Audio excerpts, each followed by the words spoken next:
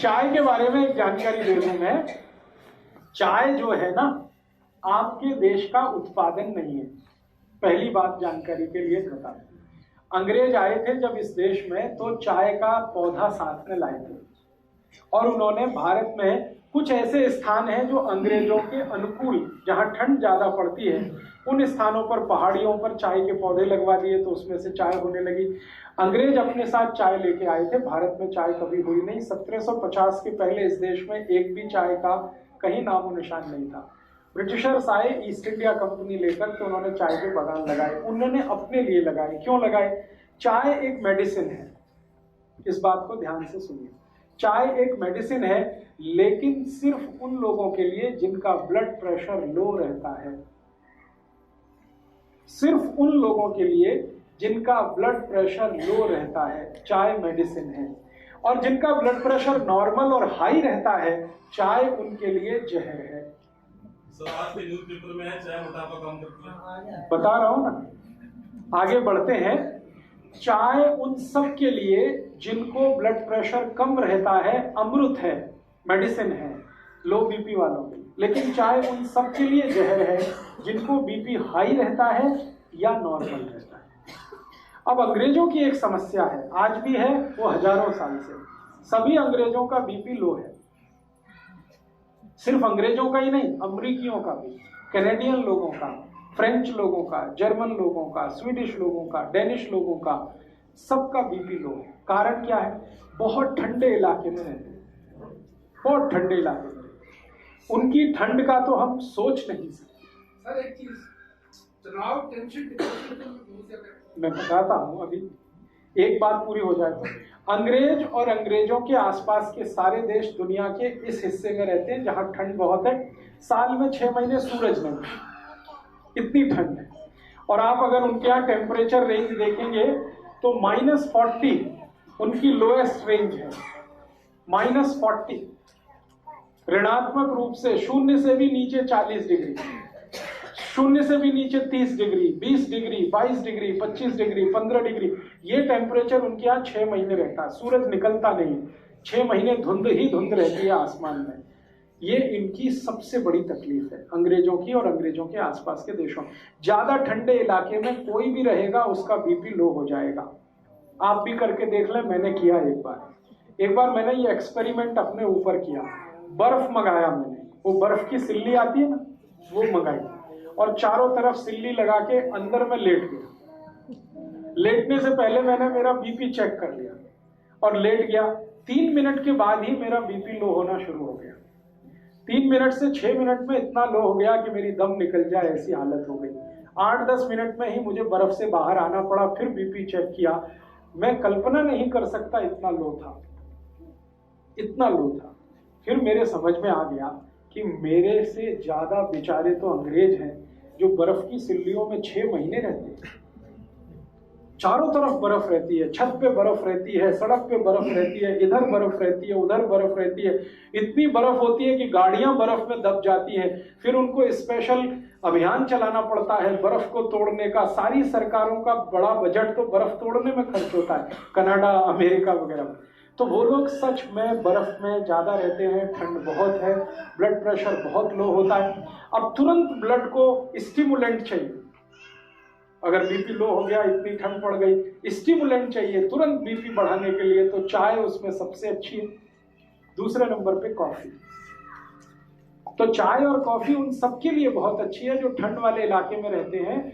और भारत के ऐसे कई इलाके हैं जहां बहुत ठंड पड़ती है। अगर मैं जम्मू कश्मीर में जाकर ये व्याख्यान दूंगा तो लोगों से कहूंगा चाय पियो, कॉफी भी पियो, क्योंकि उनके लिए वो मेडिसिन है। आपको अगर मैं लेक्चर करूंगा तो आपको बोलूंगा आप मत पियो, क्योंकि आप इतने बर्फ वाले इलाके में नहीं रहते। आपके यहाँ थोड़ी ठंडी है, वो भी साल में 10-15 दिन की है। वो 10-15 दिन तब होते हैं जब कोहरा बहुत पड़ता है, हाथ पैर आपके गलने लगते हैं, टेम्परेचर -0 या 0 के नीचे आ जाता, तब आपके यहाँ शायद 2-4 दिन 5 दिन ऐसे आते हैं कि आप चाय P low, coffee P low, क्योंकि उस समय बीपी बहुत लो है। लेकिन पूरे साल चाय पीना और every time is T time, ये सबसे खतरनाक है। सुबह उठते ही चाय पीना कई लोग तो कहते हैं चाय नहीं पिएंगे तब तो पॉटी भी नहीं कर सकते। ये तो बहुत खतरनाक, ये तो बहुत खराब। इसलिए उठते ही चाय पीने का अगर आपकी आदत है तो इसको बदलिए, नहीं तो क्या होगा मैं आपको बताता हूँ। अगर लो बीपी आपको नहीं है और ब्लड प्रेशर नॉर्मल है, चाय पीना आप जारी रखते हैं, धीरे धीरे हाई होना शुरू होगा और वो हाई होते होते फिर आपको गोलियों तक लेके जाएगा। फिर डॉक्टर कहेगा बीपी लो करने के लिए गोलियां खाओ, और जिंदगी भर चाय भी पियो, जिंदगी भर गोलियां भी खाओ। वो डॉक्टर ये नहीं कहेगा कि चाय छोड़ दो, वो कहेगा गोलियां खाओ, क्योंकि गोलियां बिकेंगी तो उसको भी कमीशन मिलने वाला है। तो आप या तो डिसाइड कर लो कि जिंदगी भर ब्लड प्रेशर की गोलियां खा के जिंदा रहना है तो चाय पीते रहिए, और अगर जो नहीं खानी है तो चाय पहले छोड़िए। दूसरी एक जानकारी और दूं कि आपका पेट बहुत अम्लीय होता है, आप जानते हैं, क्योंकि हम गर्म देश में रहने वाले लोगों का जो पेट है वो नॉर्मल एसिडिटी से थोड़ा ऊपर रहता है। ठंड वाले लोगों का नॉर्मल एसिडिटी से भी बहुत नीचे रहता है, माने उनका जो ब्लड है उसकी एसिडिटी अगर हम नापें यूरोप और अमेरिका के लोगों की और हमारे ब्लड की एसिडिटी नापें, दोनों में अंतर है। अगर हम पीएच स्केल को जानते हैं तो हमारा ब्लड जो है ना वो 7.5 के आसपास, 7.4, 7.3, कभी कभी 7.2, कभी 6.8 तक चला जाता है एसिडिटी में। लेकिन यूरोप और अमेरिका में तो +8 और 8 के आगे रहता है। तो उनका ब्लड जो है ना थोड़ा सा एल्कलाइन है यूरोपियन लोगों का, और चाय एसिडिक है। तो एल्कलाइन ब्लड को थोड़ा एसिडिक करने में चाय उनको मदद करती है, इसलिए उनके लिए वो मेडिसिन है। हमारा ब्लड पहले से ही थोड़ा एसिडिक है और पेट भी हमारा एसिडिक है, और हम चाय पी के और ज़्यादा एसिडिक उसको बनाते हैं और ज़्यादा अम्लीय बनाते हैं, तो जीवन का सर्वनाश करते हैं। इसलिए चाय आपके लिए नहीं है। और मैं एक आखिरी जानकारी आपको दे दूं, भगवान ने जो चीज़ें आपके नज़दीक में पैदा की हैं वही आपके खाने पीने के लिए अच्छी हैं। जो चीज़ें आपसे हजारों मील दूर पैदा होती हैं वो आपके लिए अच्छी नहीं। आपको खाने पीने को जितना लगता है वो सब 20 किलोमीटर के दायरे में होता है। आप पटियाला को केंद्र बनाकर 20 किलोमीटर का एक सरकमफ्रेंस बना दीजिए, आपकी जरूरत की हर चीज वहां होती है, वो आपके लिए सबसे अच्छी है। और हजारों मील दूर नीलगिरी की पहाड़ियों में जो चाय होती है या कर्नाटक के कुर्ग एरिया में जो कॉफी होती है वो आपके लिए मुफीद नहीं है, अनुकूल नहीं, क्योंकि हर वस्तु आबो हवा के हिसाब से होती है। जहां जिसकी जरूरत है वहीं वो चीज होती है। कुर्ग एरिया में कॉफी की बहुत जरूरत है क्योंकि लो बीपी है, तो वहां कॉफी होती है। पटियाला और आसपास में कॉफी का कितना भी प्लांटेशन करेंगे होगी नहीं, क्योंकि कॉफी की हमें जरूरत नहीं है। ये तो गड़बड़ी क्या हो गई कि ट्रांसपोर्टेशन के साधन इतने हो गए तो दुनिया में जहां भी जो कुछ होता है हम उसे हासिल कर लेते हैं, लेकिन वो शरीर के अनुकूल नहीं। अब एक और छोटी सी बात कि हमारे आसपास के जानवरों और पक्षियों को जरा ऑब्जर्व करें, वो चाय पीते हैं क्या? मैंने बहुत पिला के देखा है, नहीं पीते। कोई पक्षी चाय नहीं पीता, कोई पक्षी कॉफी नहीं पीता, मेरे घर का पालतू कुत्ता भी नहीं पीता। वो भी मुंह इधर उधर कर देता, चाय रख दो इधर उधर करेगा, दूध रख दो फट से पी जाएगा, फट फट फट, 1 मिनट नहीं लगता। बिल्ली को पिला के देखा, कुत्ते को पिला के देखा, वो भी नहीं पीते, उनको भी इतना सेंस है। हम तो इतने सेंसलेस हो गए, अपने को समझते तो बहुत होशियार हैं कि हम बहुत इंटेलिजेंट। प्रॉब्लम हमारी इंटेलिजेंसी की नहीं है, सेंसलेस हो गए। तो आप थोड़े सेंस में वापस आइए, चाय कॉफी छोड़िए। फिर आप बोलेंगे कैसे छूटेगा? स्वामी जी का एक सूत्र बताता हूँ चाय छोड़ने का। स्वामी जी कहते हैं चाय पीकर जो नुकसान आपने किया है उसकी भरपाई भी हो जाएगी और चाय भी छूट जाएगी। चाय पीकर आपने किया, आपके ब्लड को एसिडिक बना लिया, अम्लीय बना लिया, अब इसको वापस आपको क्षारीय बनाना पड़ेगा। तो सबसे अच्छी चीज है अर्जुन छाल का पाउडर, उसका काढ़ा बना के पीजिए। चाय जिनको छोड़ दी, घर आए वाले को सत्कार कैसे करे, वो बोलेगा क्या छाल का पाउडर दे रहे हो। बहुत अच्छा। शुरुआत तो हमें करते हैं, चाय पियोगे। आप जो चाय छोड़ना चाहते हैं और जिन्होंने चाय पीकर नुकसान कर लिया अपने शरीर का, वो नुकसान फिर ठीक करना चाहते हैं, उसके लिए सबसे अच्छी आयुर्वेदिक दवा है अर्जुन छाल। आप जानते हैं अर्जुन छाल कहीं भी मिलती है, 35-40 रुपए किलो की है, बहुत सस्ती है। चाय तो 150 रुपए किलो है, ये तो 35-40 रुपए किलो है। स्वामी जी का यहाँ अगर केंद्र होगा, सेवा केंद्र, वहां से ले लीजिए। अर्जुन छाल का पाउडर मिलता है, उसको काढ़ा बनाइए। काढ़ा बनाना आप सब जानते हैं, पानी में डाल के उबाल दीजिए, थोड़ा उसमें चाहे तो शक्कर मिला दीजिए, गुड़ मिला दीजिए, बहुत अच्छा तैयार होता है। टेस्ट उसका चाय का ही जैसा है और रंग भी चाय के जैसा है। उसमें दूध भी डाल सकते हैं, गुड़ या चीनी जो भी डाल के, और उसको पी लीजिए लगातार। 15-20 दिन आपने पी लिया तो मैं आपको 99% गारंटी देता हूं चाय छूट जाएगी।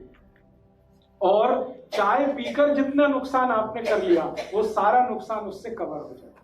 आपके ब्लड में एसिडिटी कम कर देगा और आपके ब्लड को एल्कलाइन कर देगा। और मजे की बात यह है कि ब्लड की एसिडिटी बढ़ते ही कोलेस्ट्रॉल, ट्राइग्लिसराइड ये सब बढ़ने लगते हैं, और ब्लड की एसिडिटी घटते ही कोलेस्ट्रॉल और ट्राइग्लिसराइड सब घटने लगते हैं। माने हार्ट अटैक से बचना है तो भी अर्जुन की छाल ही चाहिए आपको।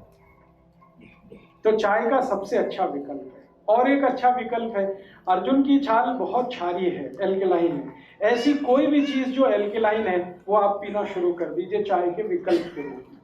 जैसे जीरा है ना, जीरा बहुत एल्कलाइन है, जीरे का काढ़ा बनाइए। जीरे का काढ़ा कैसे बनता है? जीरा पानी में डालिए, उबालिए, थोड़ा गुड़ मिला दीजिए और थोड़ा उसमें पुदीने का पत्ते का चटनी वटनी मिला दीजिए, ये बहुत एल्कलाइन हो जाता है। फिर इसको पी लीजिए चाय की तरह से। ऐसे ही आपके घर में अजवाइन है, अजवाइन बहुत एल्कलाइन है, बहुत क्षारीय है। एल्कलाइन का काढ़ा बना लीजिए, अजवाइन का काढ़ा बना लीजिए गुड़ मिला के, और जीरा भी डाल सकते हैं उसमें। धनिया पत्ता, पुदीना पत्ता दोनों एल्कलाइन है, उनकी चटनी डाल दीजिए, बहुत अच्छा तैयार होगा। तो ऐसे 20 तरह के काढ़े हैं। एक हमारे भारत देश में गायत्री परिवार नाम की बड़ी संस्था है, उनका एक प्रज्ञा पेय आता है, वो भी बहुत एल्कलाइन है, वो चाय का बहुत अच्छा विकल्प है। स्वामी जी ने भी एक विकल्प लाया है, दिव्य पेय, वो सभी एल्कलाइन चीजें हैं उसमें, चुन चुन कर उन्होंने एल्कलाइन चीजें उसमें रखी है। वो दिव्य पेय चाय का बहुत अच्छा विकल्प है। तो विकल्प है, अच्छा विकल्प है, तो फिर जहर क्यों खाना? और अगर रिश्तेदार आते हैं, रिलेटिव्स आते हैं, तो उनको आप कहते हैं अतिथि तो देवता है, तो देवताओं को जहर तो नहीं पिला सकते, देवताओं को तो अमृत ही पिला सकते हैं ना, राक्षसों को जहर पिला सकते हैं। तो आप देख लीजिए आपके अतिथि राक्षस है कि देवता है। अगर आप मानते हैं कि वो राक्षस हैं, खूब चाय पिलाइए, खूब कॉफी पिलाइए, जल्दी मार डालिए उनको। और अगर आप मानते हैं कि नहीं वो देवता है, तो बिल्कुल चाय मत दीजिए, बिल्कुल कॉफी मत दीजिए, दिव्य पेय दीजिए, अर्जुन की छाल का पाउडर दीजिए, जिंदा रखिए उनको। ये आप तय करिए, आप मेरे ऊपर छोड़ता हूं।